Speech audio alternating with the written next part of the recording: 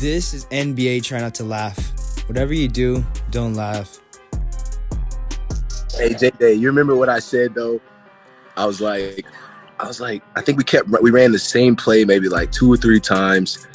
You ended up fouling out, and I was like, run that shit again. He can't play in this game or something like that. Because you just brought this up, and I had forgotten that you did this. So when I fouled out, you waved me off the fucking court. So for the rest of that series, I had this moment in my mind. I'm like, when we win these next 4 games, I'm going to wave this motherfucker off the court. I wanted to do it so bad. I was so heated when you did that. Oh my God. But again, I got my ass kicked that day. So I took it like a champ. I'm walking off the court, going back to the bench. I didn't think you saw it or you would remember that, man. That's crazy. You're real dick, man. You're real dick. Up next, we have DeMarcus Cousins talking about Tim Duncan.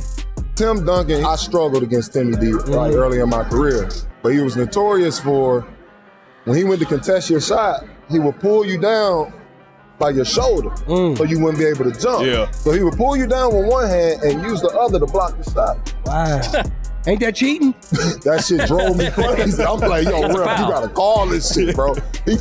I'm shooting like 2 for 18, and this dude done blocked me 8, 9 times. Like, so I finally just, I muscled up. I just started bodying Tim, and it started working, but it was excessive as fuck. Like, it was excessive, bro. Like, so I got me a couple baskets.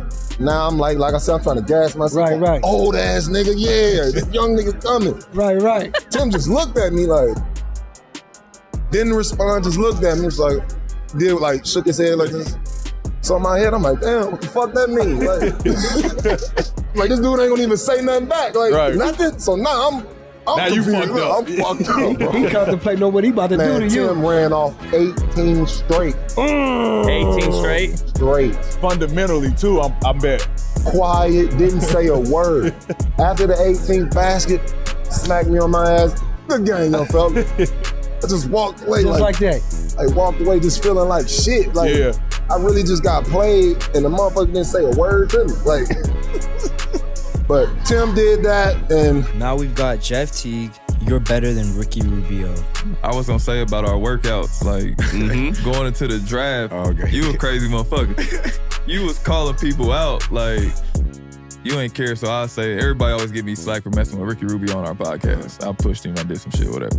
Don't worry about that. I like Ricky. Right. But you called him out and was like, Ricky ain't like that. And I remember being in that workout, before the workout came, I got to describe the whole thing to everybody. You came in with the Louis book bag.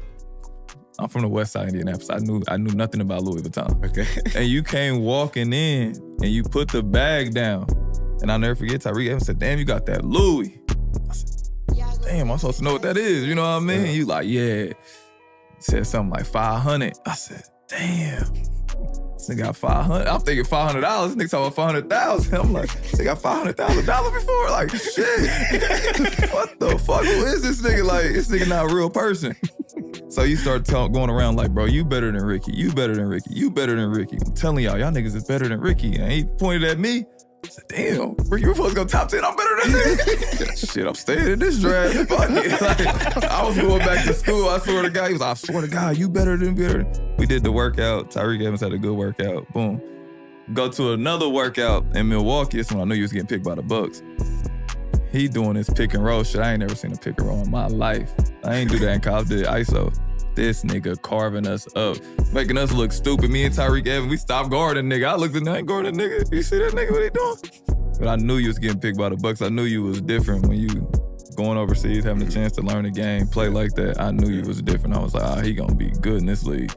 Yeah. Now we got Podcast P, Project X. Do you remember the party that he had at his house? I'm pretty sure you were there. It was our senior year. And it was like, anyone who was going Division I had like a glow stick on. And it was a great night. Yo, it was like on some Project X type shit. It was fun. I remember Brandon Jennings was having a little bit too much fun that night, but I came down there with Drew. I wasn't sure if you were there. Yes, I was there. You know what I was there doing? I was at the front door. I was charging people at the door $5 to get in. Like it was a free party. Yeah. I got there late. I swear to God. Hey, nobody ever brought this that story I up. just remember the glow. What was it? A glow stick? Because Yes. I played with Drew at Campbell Hall. I don't know if you remember, but anyone that was going D1 at this party had like it was like a glow stick or something like that, and it was fun, bro. Damn. It really was Project X before Project X, bro. Like it was going crazy like it that. was going crazy. And I remember getting there and I was charging people $5 to get in. I remember I did it for That's like 30 awesome. minutes. Yeah. I remember I collect like $450, right? And I pocket that shit. Nobody knew, right?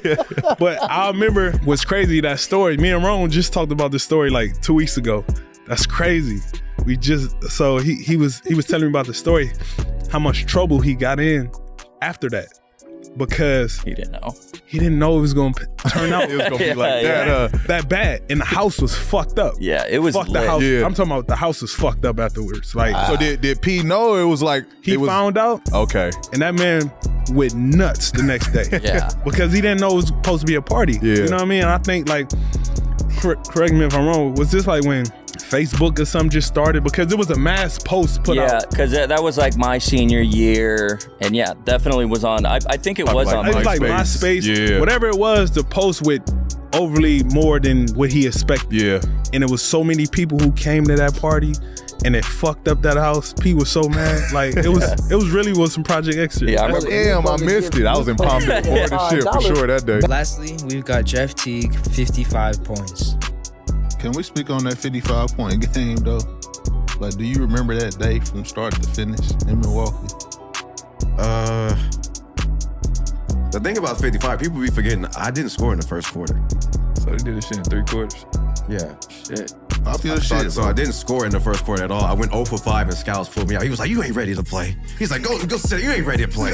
Like one of the Scouts was on me every fucking day, bro. Shout out Scouts because, he helped me. Especially not having a father figure in my life. Like, your first coach and your first, everything in the league. Like you want to go well. So like he was that guy that was there for me that I needed to hear humble me and also let me know like you're not as hot as you think. Like, that type of humbleness that I needed. But man, yeah, he took me out the game. Like, you ain't ready to play. Come back in there. He was like, I hope you're ready to play now. Like, just always on me. But 55 game, I just remember going to Denny's the next morning.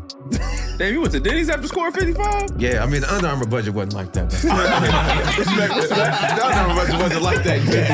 Like, this nigga acting like the motherfuckers from the 70s. Went to Denny's the next day and reading the newspaper with myself in it. It was cool though. I mean, but I was still young. So, I wasn't on no fancy. I was 19, man. So, I was just like, man, let's go to Denny's, IHOP or something like the next Man,